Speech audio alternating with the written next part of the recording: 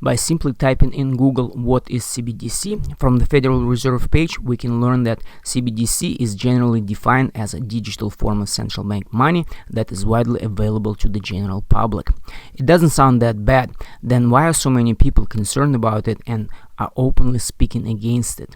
Being involved with cryptocurrency since 2018, in this video I want to share my own research and my own thoughts about CBDC and how it will affect our lives. If you want to learn more about cryptocurrency in general, cryptocurrency investing and trading in particular, as well as other opportunities in the crypto markets, feel free to check out our new YouTube channel, Extra Hyperactive Crypto Trader. But now let's go ahead and talk about CBDC and why the Federal Reserve and the US government want us to switch to central bank digital currency. First things first, for those of you who are new here, let me introduce myself. My name is Paul, Extra Hyperactive, and I'm the founder of Extra Hyperactive Network, a community of like-minded people who strive to live a happy, healthy, and wealthy lifestyle.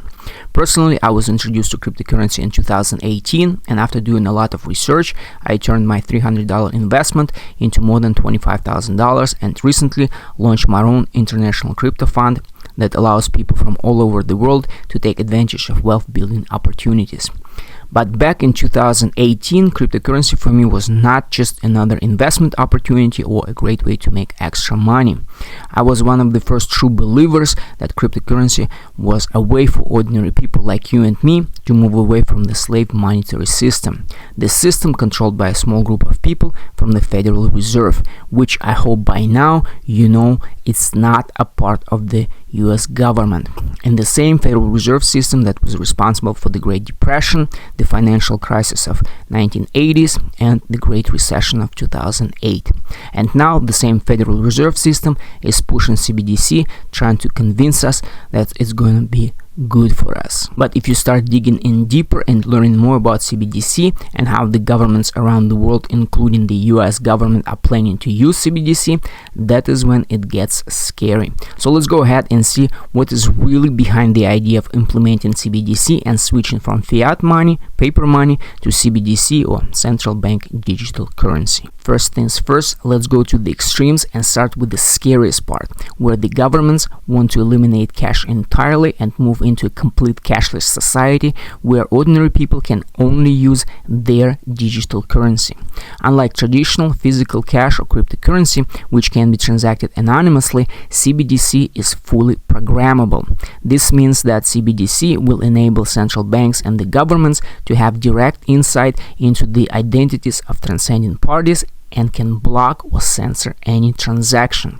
In other words, the government will know about every digital dollar that you will spend and what you'll spend it on. And guess what? In October 2021, the Biden administration already tried to make it a law for the US banks to report any deposits and transactions over $600. They also tried to make the US citizens report any transactions they made using online apps like Venmo, Zelle, Cash App, and others.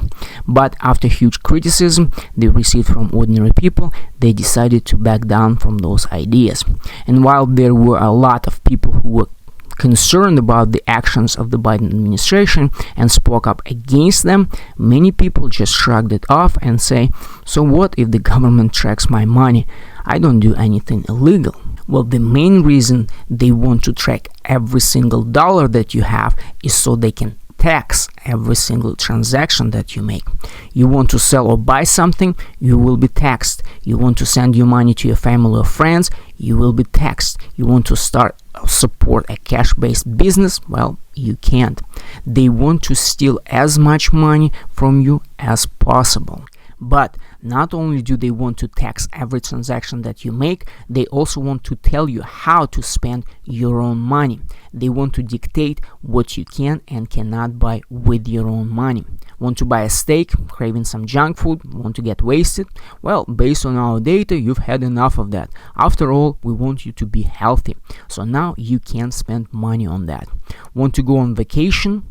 You've just been on a 2-hour joyride in your Tesla outside of your 15-minute city a year ago, and now you want to take a plane somewhere else?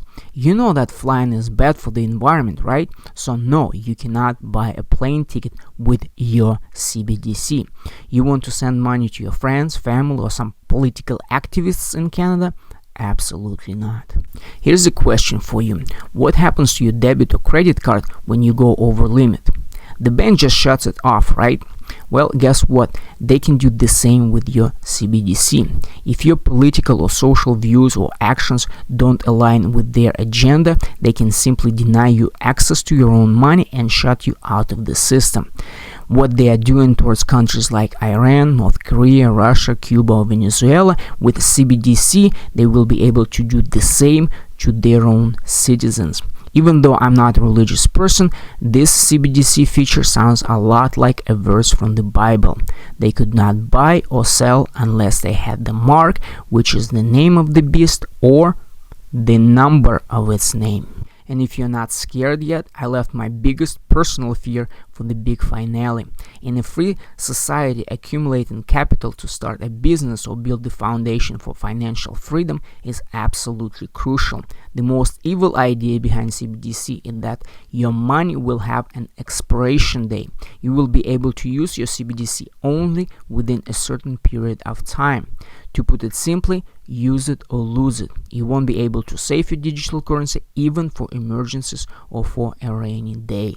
In other words, the government wants you to totally and completely depend on them. They want you to be an obedient slave. After doing my own research about central bank digital currency, after following politics and economics since 2014, personally, I started to believe that they are trying to build not just one world order, but one big digital concentration camp, or at least a digital prison.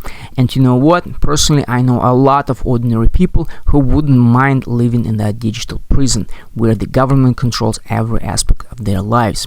And I'm not here to judge them or to convince them to change their lifestyle. I'm a huge believer in personal freedom, and I believe that it's their life to live any way they want. At the same time, I believe that nobody has the right to decide for me how I should live my life, how to run my own business, and how to spend my own money. And that's why I created Extra Hyperactive Network, to surround myself with like-minded people who strive to live a happy, healthy, and wealthy life. And if you feel the same, if you want to share your personal knowledge, experience, and expertise to help other people live their life on their own terms, I would love to hear from you. Feel free to contact me through my main website, extrahyperactivenetwork.com, or through the social media channels listed below. Thanks for watching, and you have a great day.